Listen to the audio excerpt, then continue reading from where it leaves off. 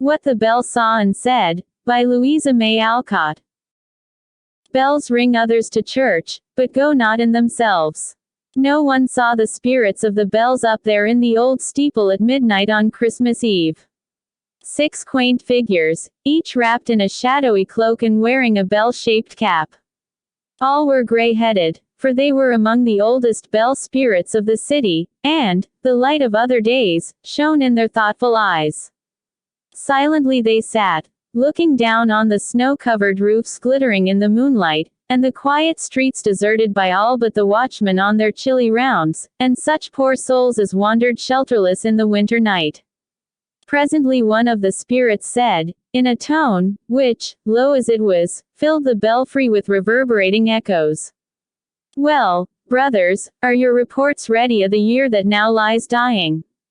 All bowed their heads, and one of the oldest answered in a sonorous voice, "My report isn't all I could wish.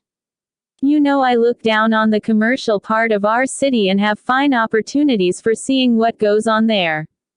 It's my business to watch the businessmen, and upon my word I'm heartily ashamed of them sometimes. During the war they did nobly, giving their time and money, their sons and selves to the good cause, and I was proud of them.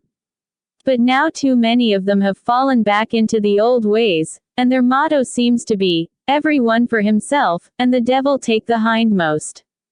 Cheating, lying and stealing are hard words, and I don't mean to apply them to all who swarm about below there like ants on an ant hill. They have other names for these things, but I'm old-fashioned and use plain words.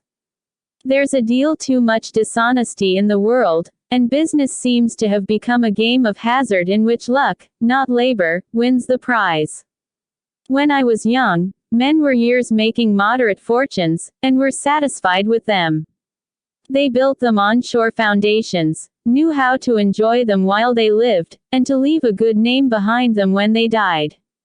Now it's anything for money, health, happiness, honor, life itself, are flung down on that great gaming table, and they forget everything else in the excitement of success or the desperation of defeat. Nobody seems satisfied either, for those who win have little time or taste to enjoy their prosperity, and those who lose have little courage or patience to support them in adversity. They don't even fail as they used to. In my day when a merchant found himself embarrassed he didn't ruin others in order to save himself, but honestly confessed the truth, gave up everything, and began again. But nowadays after all manner of dishonorable shifts there comes a grand crash. Many suffer, but by some hocus pocus the merchant saves enough to retire upon and live comfortably here or abroad. It's very evident that honor and honesty don't mean now what they used to mean in the days of old May, Higginson and Lawrence. They preach below here, and very well too sometimes, for I often slide down the rope to peep and listen during service. But, bless you, they don't seem to lay either sermon, psalm or prayer to heart, for while the minister is doing his best, the congregation, tired with the breathless hurry of the week, sleep peacefully, calculate their chances for the morrow, or wonder which of their neighbors will lose or win in the great game. Don't tell me. I've seen them do it, and if I dared I'd have startled every soul of them with a rousing peal. Ah, they don't dream whose eye is on them. They never guess what secrets the telegraph wires tell as the messages fly by, and little know what a report I give to the winds of heaven as I ring out above them morning, noon, and night. And the old spirit shook his head till the tassel on his cap jangled like a little bell. There are some, however, whom I love and honor, he said, in a benignant tone, who honestly earn their bread, who deserve all the success that comes to them, and always keep a warm corner in their noble hearts for those less blessed than they. These are the men who serve the city in times of peace, save it in times of war, deserve the highest honors in its gift, and leave behind them a record that keeps their memories green. For such an one we lately tolled a knell, my brothers, and as our united voices pealed over the city, in all grateful hearts, sweeter and more solemn than any chime, rung the words that made him so beloved. Treat our dead boys tenderly, and send them home to me. He ceased, and all the spirits reverently uncovered their gray heads as a strain of music floated up from the sleeping city and died among the stars. Like yours, my report is not satisfactory in all respects, began the second spirit, who wore a very pointed cap and a finely ornamented cloak. But, though his dress was fresh and youthful, his face was old, and he had nodded several times during his brother's speech. My greatest affliction during the past year has been the terrible extravagance which prevails. My post, as you know, is at the court end of the city, and I see all the fashionable vices and follies. It is a marvel to me how so many of these immortal creatures, with such opportunities for usefulness, self-improvement and genuine happiness, can be content to go round and round in one narrow circle of unprofitable and unsatisfactory pursuits. I do my best to warn them. Sunday after Sunday I chime in their ears the beautiful old hymns that sweetly chide or cheer the hearts that truly listen and believe. Sunday after Sunday I look down on them as they pass in, hoping to see that my words have not fallen upon deaf ears. And Sunday after Sunday they listen to words that should teach them much, yet seem to go by them like the wind. They are told to love their neighbor, yet too many hate him because he possesses more of this world's goods or honors than they. They are told that a rich man cannot enter the kingdom of heaven, yet they go on laying up perishable wealth, and though often warned that moth and rust will corrupt, they fail to believe it till the worm that destroys enters and mars their own chapel of ease. Being a spirit, I see below external splendor and find much poverty of heart and soul under the velvet and the ermine which should cover rich and royal natures. Our city saints walk abroad in threadbare suits, and under quiet bonnets shine the eyes that make sunshine in the shady places. Often as I watch the glittering procession passing to and fro below me, I wonder if, with all our progress, there is today as much real piety as in the times when our fathers, poorly clad, with weapon in one hand and Bible in the other, came weary distances to worship in the wilderness with fervent faith unquenched by danger, suffering and solitude. Yet in spite of my fault-finding I love my children, as I call them, for all are not butterflies. Many find wealth no temptation to forgetfulness of duty or hardness of heart. Many give freely of their abundance, pity the poor, comfort the afflicted, and make our city loved and honored in other lands as in our own. They have their cares, losses, and heartaches as well as the poor. It isn't all sunshine with them, and they learn, poor souls, that, into each life some rain must fall, some days must be dark and dreary. But I've hopes of them, and lately they have had a teacher so genial, so gifted, so well beloved that all who listen to him must be better for the lessons of charity, goodwill and cheerfulness which he brings home to them by the magic of tears and smiles. We know him, we love him, we always remember him as the year comes round, and the blithest song our brazen tongues utter is a Christmas carol to the father of the chimes. As the spirit spoke his voice grew cheery, his old face shone, and in a burst of hearty enthusiasm he flung up his cap and cheered like a boy. So did the others, and as the fairy shout echoed through the belfry a troop of shadowy figures, with faces lovely or grotesque, tragical or gay, sailed by on the wings of the wintry wind and waved their hands to the spirits of the bells. As the excitement subsided and the spirits reseated themselves, looking 10 years younger for that burst, another spoke. A venerable brother in a dingy mantle, with a tuneful voice, and eyes that seemed to have grown sad with looking on much misery. He loves the poor, the man we've just hurrahed for, and he makes others love and remember them, bless him. Said the spirit, I hope he'll touch the hearts of those who listen to him here and beguile them to open their hands to my unhappy children over yonder. If I could set some of the forlorn souls in my parish beside the happier creatures who weep over imaginary woes as they are painted by his eloquent lips, that brilliant scene would be better than any sermon. Day and night I look down on lives as full of sin, self-sacrifice and suffering as any in those famous books. Day and night I try to comfort the poor by my cheery voice, and to make their wants known by proclaiming them with all my might. But people seem to be so intent on business, pleasure or home duties that they have no time to hear and answer my appeal. There's a deal of charity in this good city, and when the people do wake up they work with a will, but I can't help thinking that if some of the money lavished on luxuries was spent on necessaries for the poor, there would be fewer tragedies like that which ended yesterday. It's a short story, easy to tell, though long and hard to live. Listen to it. Down yonder in the garret of one of the squalid houses at the foot of my tower, a little girl has lived for a year, fighting silently and single-handed a good fight against poverty and sin. I saw her when she first came, a hopeful, cheerful, brave-hearted little soul, alone, yet not afraid.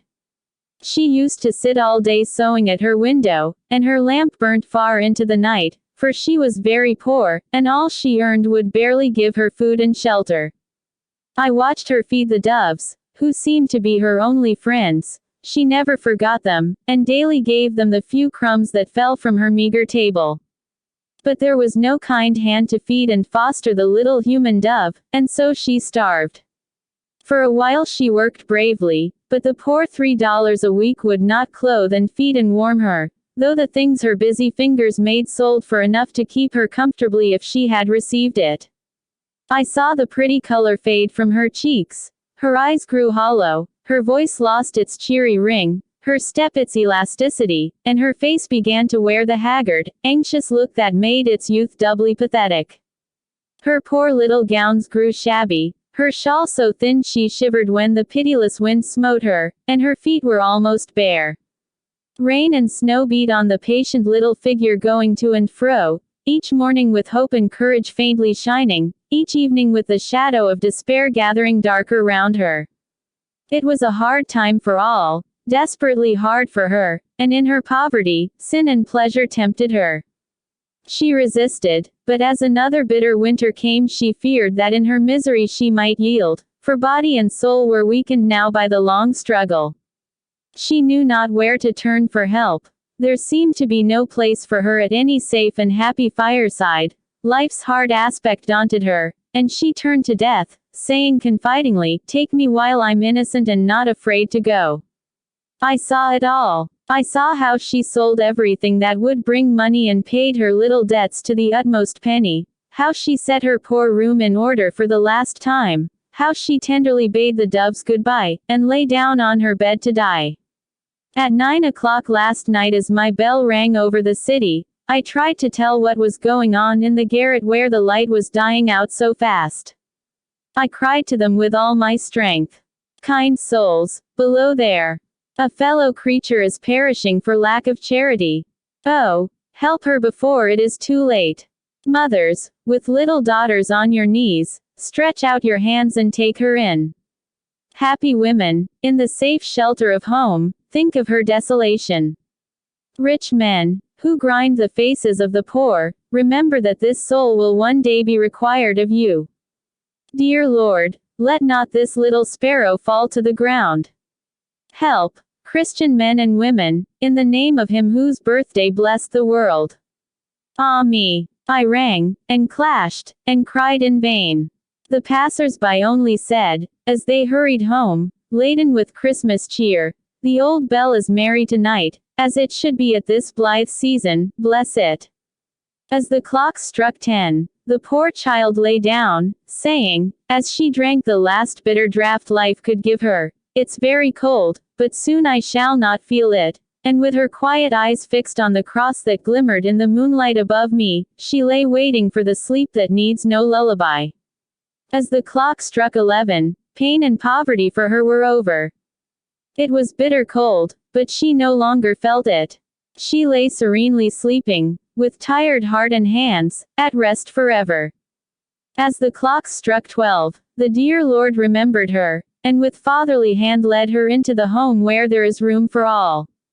Today I rung her knell, and though my heart was heavy, yet my soul was glad, for in spite of all her human woe and weakness, I am sure that little girl will keep a joyful Christmas up in heaven. In the silence which the spirits for a moment kept, a breath of softer air than any from the snowy world below swept through the steeple and seemed to whisper, "Yes. Avast there. Fond as I am of salt water, "I don't like this kind," cried the breezy voice of the fourth spirit, who had a tiny ship instead of a tassel on his cap, and who wiped his wet eyes with the sleeve of his rough blue cloak. "It won't take me long to spin my yarn, for things are pretty taut and ship-shape aboard our craft.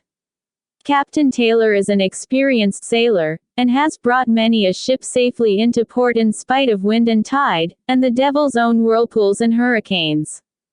If you want to see earnestness, come aboard some Sunday when the captain's on the quarter deck, and take an observation. No danger of falling asleep there, no more than there is up aloft, when the stormy winds do blow. Consciences get raked fore and aft, sins are blown clean out of the water, false colors are hauled down and true ones run up to the masthead, and many an immortal soul is warned to steer off in time from the pirates, rocks and quicksands of temptation. He's a regular revolving light, is the captain, a beacon always burning and saying plainly, 'Here are lifeboats, ready to put off in all weathers and bring the shipwrecked into quiet waters.' He comes but seldom now, being laid up in the home dock, tranquilly waiting till his turn comes to go out with the tide and safely ride at anchor in the great harbor of the Lord. Our crew varies a good deal. Some of 'em have rather rough voyages, and come into port pretty well battered. Land sharks fall foul of a good many, and do a deal of damage, but most of 'em carry brave and tender hearts under the blue jackets, for their rough nurse, the sea, manages to keep something of the child alive in the grayest old tar that makes the world his picture book. We try to supply 'em with life preservers while at sea, and make 'em feel sure of a hearty welcome when ashore, and I believe the year, 67 will sail away into eternity with a satisfactory cargo. Brother North End made me pipe my eye. So I'll make him laugh to pay for it, by telling a clerical joke I heard the other day. Bellows didn't make it, though he might have done so, as he's a connection of ours, and knows how to use his tongue as well as any of us." Speaking of the bells of a certain town, a reverend gentleman affirmed that each bell uttered an appropriate remark so plainly, that the words were audible to all. The Baptist bell cried, briskly, "Come up and be dipped. Come up and be dipped."